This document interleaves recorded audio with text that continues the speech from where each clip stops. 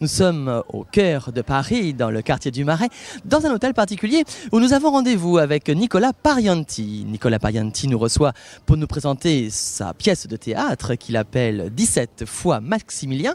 Vous savez que c'est un professeur qui donne des cours ici dans cet établissement. Et tout de suite, nous allons essayer de l'extraire de ce cours pour parler de cette pièce. Si je comprends bien, je serai là, devant vous, chaque semaine, dans cette pièce. Et j'aurai pour mission, c'est le terme que vous avez employé, pour mission donc de me livrer. Intéressant. Et de quoi dois-je vous parler exactement? Ah, je décide des sujets. Intéressant. À ma discrétion, mais toute indiscrétion étant bien sûr la bienvenue. Très intéressant. Je vous promettais de retrouver Nicolas Parianti, eh bien il est là. Il est là puisque nous l'avons extrait de l'un de ses cours. Bonsoir Nicolas, très très bien. Bonsoir, bonjour, bonsoir. Oh, Oui, bonjour, voilà. bonsoir. Nous sommes avec toi pour cette nouvelle pièce de théâtre, ou Ouais.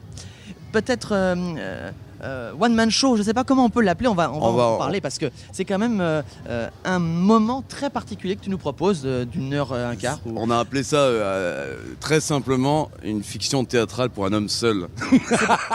Voilà, c'est ça. C'est pour ça qu'on voulait vous le présenter, parce que c'est dans la tendance. Maintenant, on ne fait plus du théâtre, une pièce de théâtre, on fait autre chose où l'on prend vraiment le public à partie. Alors, qu'est-ce que c'est que ce 17 Maximilien ? Pourquoi 17 fois Maximilien? D'abord parce que le personnage s'appelle Maximilien, il est très proche, c'est assez autobiographique. Et on voit la vie de ce mec sur 17 semaines. Voilà. Et, parce qu'en fait, l'idée de départ, c'est qu'il veut faire une thérapie, n'ayant aucune idée de ce que c'est qu'une thérapie, mais il pense que ça va le sauver. Parce que comme la plupart des gens, donc les gens qui vont venir voir ce spectacle, il est absolument prisonnier de son image. Prisonnier de l'image qu'il projette, dans laquelle il s'est enfermé, et il s'est complètement cloisonné, il zappe, et finalement il est seul à crever. Il ne peut plus supporter de ça comme ça. Et on en a fait une pièce avec Richard Charret, l'auteur, merveilleux. On en a fait quelque chose d'extrêmement comique. Parce que justement tout le monde se sent plus ou moins concerné par ça. Je ne sais pas du tout où tout ça nous mènera. Mais ce fut un bon premier contact. Alors, on se dit, à la semaine prochaine, à la même heure, absolument, au revoir, docteur. Oui, mais thérapeute, je sais, mais... Oui, la consultation est terminée. Non, mais non. Loin de moi l'idée de manquer de respect à votre prochain client. Oui, enfin, patient. Pardon. Ou enfin, aucun. Client, patient, c'est quand même un peu la même chose, non? Oui, vous voyez pas? Bon, le temps, symbole de la patience. Donc, du patient, c'est de l'argent, symbole du client, non? Oui, bon, enfin bref, au revoir. Alors justement, le pari assez osé de départ de Richard Charret, c'est de se dire, finalement, les gens ont une image de toi qui est extrêmement sclérosée parce qu'ils sont paresseux, donc tu as l'air extrêmement arrogant et très sûr de toi, ça je le conteste pas, l'impression que je donne. Et il dit, moi, en tant qu'auteur et metteur en scène, je me donne 1 heure pour que les gens non seulement se rendent compte que eux aussi, ils sont dans un carcan et eux aussi ont une image, mais qu'en plus, quand le vernis va craquer, ils vont s'identifier à toi. Voilà, ils vont se qu'au retrouver. départ, exactement. Sinon, ça n'a aucun intérêt. C'est pas masturbatoire. C'est jouer une pièce qui est très proche de la vie, mais qui c'est pas seulement la vie de Maximilien ou la tienne. Le principe, c'est aussi surtout de faire rire. Faut réfléchir aussi, je crois. Ah ben oui, mais complètement, mais faire rire avec les choses qui nous touchent profondément. La salle est vraiment conquise par ta présence, parce que tu es quelqu'un qui a une personnalité, hein, ça faut le dire. On t'a vu dans Rabbi Jacob.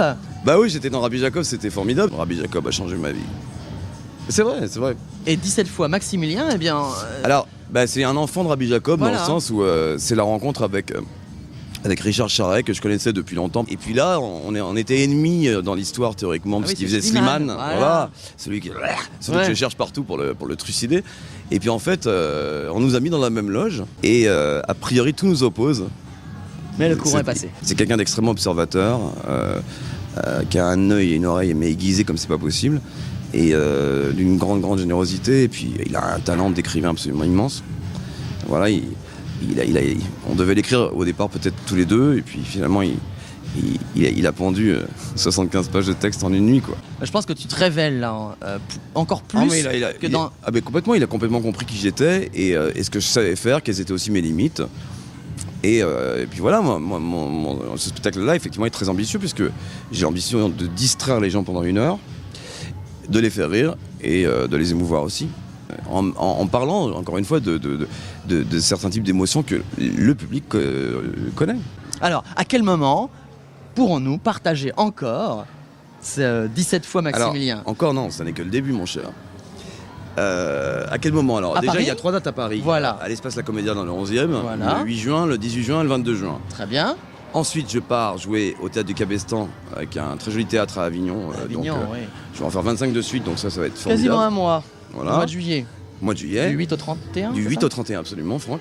Et ensuite, alors c'est pas signé, mais un théâtre à Paris. Sûrement à Paris en septembre. Voilà. Un retour en septembre Ouais. à Paris. Oh, vraiment, c'est une belle actualité. Hein.